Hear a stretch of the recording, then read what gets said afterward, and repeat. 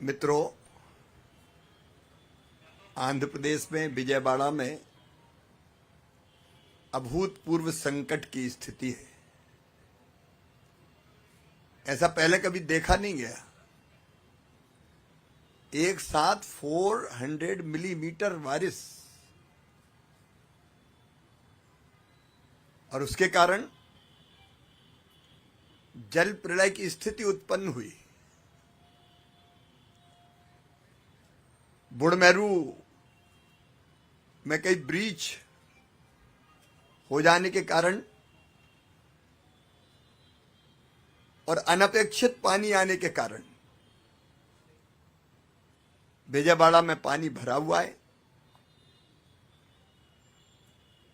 अभूतपूर्व संकट की स्थिति है। लेकिन मैं आंध्र प्रदेश के मुख्यमंत्री और देश के सम्मानीय नेता श्रीमान चंद्राबाबू नायडू गारू जी को इस बात के लिए धन्यवाद दूंगा कि वो और उनकी पूरी टीम 24/7 यहीं उनका सेक्रेटरिएट बना लिया कलेक्ट्रेट को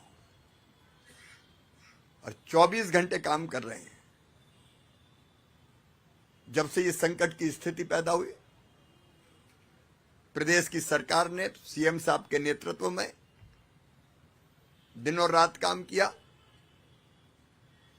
और केंद्र ने भरपूर सहयोग किया। एनडीआरएफ की टीमें यहां काम कर रही है लगातार।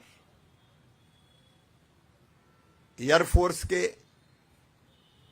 नौसेना के हेलीकॉप्टर्स जितने मांगे गए, केंद्र सरकार ने, प्रधानमंत्री जी ने, होम मिनिस्टर साहब ने उनको भेजने का काम किया और दिन और रात राज्य सरकार के साथ मिलकर संकट की स्थिति से जनता को निकालने का प्रयास किया। और इसलिए इतने भयानक जल प्रलय के बाद भी ह्यूमन लॉस, मानव जीवन का नुकसान बहुत न्यूनतम हुआ है। अगर सरकार इतनी दक्षता से काम नहीं करती तो यह स्थिति बहुत भयावह हो जाती। अब तत्काल जो सवाल सामने है, जैसे कि सम्मानी बाबू बता रहे थे आपको, कुछ शॉर्ट टर्म प्लानिंग करनी पड़ेगी।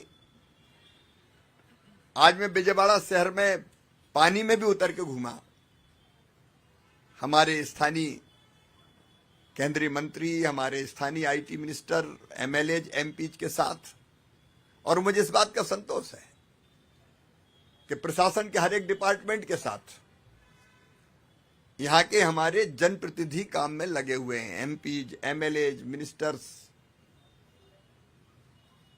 और अलग अलग वार्ड को एक एक जिम्मेदार आईएएस अफसर के हवाले किया गया है। मैंने लोगों से जाके चर्चा की तो तकलीफ तो है, 5 दिन हो गए पानी भरे हुए, लेकिन बावजूद इसके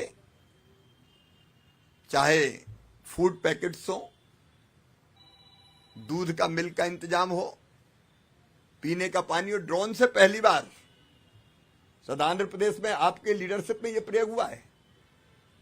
ड्रोन से फूड पैकेट्स, मिल्क पैकेट्स ये ड्रॉप किए गए, लोगों तक पहुंचाने का प्रयास किया गया है और लोगों ने बताया कि मिल रहा है उनको। और एक टीम लगातार फोन करके पूछ रही है, जिसकी मॉनिटरिंग स्वयं चीफ मिनिस्टर साहब कर रहे हैं। तो लोगों की संतुष्टि का स्तर कि हमको मिल रहा है वो बहुत ऊंचा है। लेकिन संकट तो अभूतपूर्व है। जहां से पानी निकल गया है वहां युद्ध स्तर पर सैनिटेशन का काम, जो घरों के अंदर मलबा है, मड है, उसको साफ करने का काम, पानी से धोने का काम भी लगातार हो रहा है। पशु मारे गए तो एनिमल हस्बेंड्री की टीम भी लगातार काम कर रही है। और जो बुढ़मेरू ब्रीच है, जल्दी वो बंद हो, उसके लिए आर्मी, जैसा आपने बताया, कॉल की गई है और वो जल्दी पहुंचने वाली है।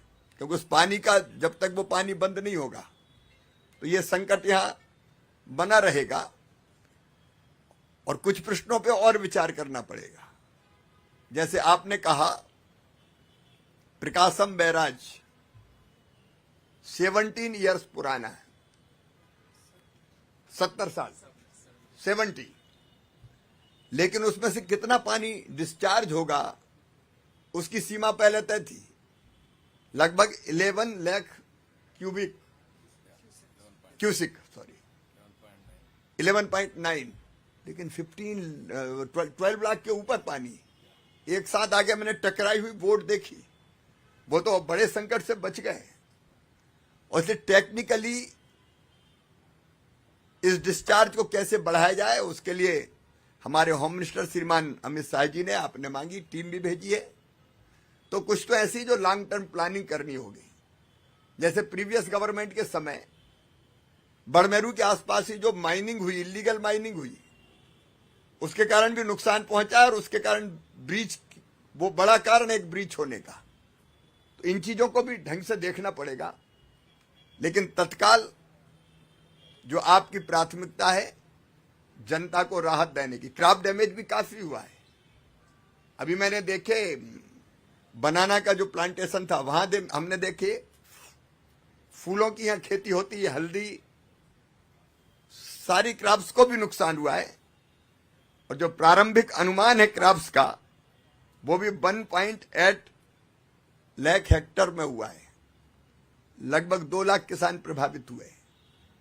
लेकिन क्षति के आकलन के लिए हमारे गृह मंत्री अमित शाह जी ने एनडीआरएफ की टीम भेजी है।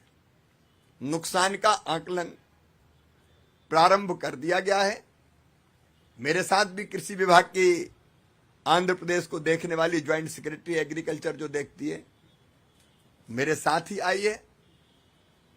तो क्षति के आकलन का काम पूरा करने के बाद, जैसा आदरणीय मुख्यमंत्री जी कह रहे थे, घरों में भी जो लॉस हुआ है घरेलू सामान का, दुकानों में व्यापारियों को नुकसान हुआ है, वो बड़े व्यापक पैमाने पर हुआ है।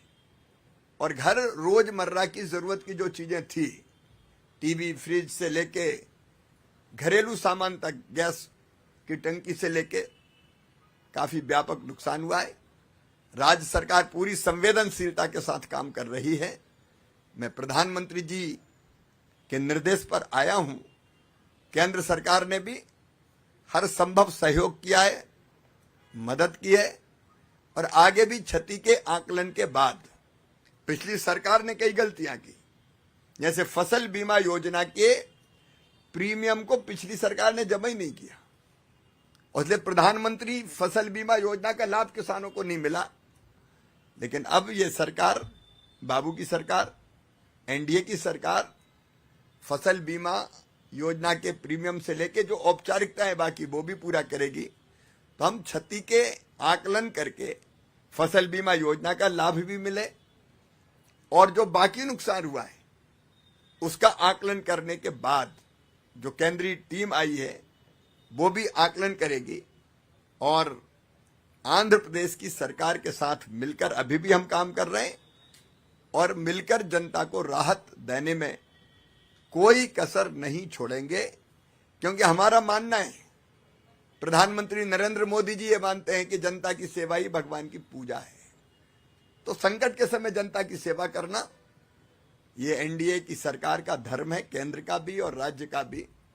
और इसलिए उसमें भरपूर सहयोग केंद्र सरकार आंध्र प्रदेश की सरकार को करेगी और हम मिलकर इस संकट के पार अपनी जनता को ले जाएंगे। टेक्निकल इश्यूज पर एक्सपर्ट्स की रिपोर्ट्स के बाद उस पर भी हम लोग आगे कदम उठाएंगे, ताकि कोई लॉन्ग टर्म जो मेजर्स हैं, ऐसी कृष्णा नदी के कारण में जो फ्लड आता और परिस्थितियां पैदा होती है वो भी उठाए जा सकें। मैं कल सवेरे भी क्रॉप के डैमेज को एक गांव में जाके देखूंगा और किसानों से भी वन टू वन चर्चा हम करने का प्रयास करेंगे। मैं आश्वस्त करता हूं कि श्रीमान चंद्रबाबू नायडू गारू जी के नेतृत्व में प्रदेश सरकार बेहतर से बेहतर काम करेगी और केंद्र सरकार पूरा सहयोग करेगी और इस संकट के पार जनता को निकाल के ले जाएंगे। धन्यवाद। ठीक है, अभी आकलन हो रहा है क्षति का, तो जैसे ही आकलन होता है इमीडिएट भी और बाद में भी जो रिलीफ दिया जा सकता है निश्चित तौर पर दिया जाए। Thank you.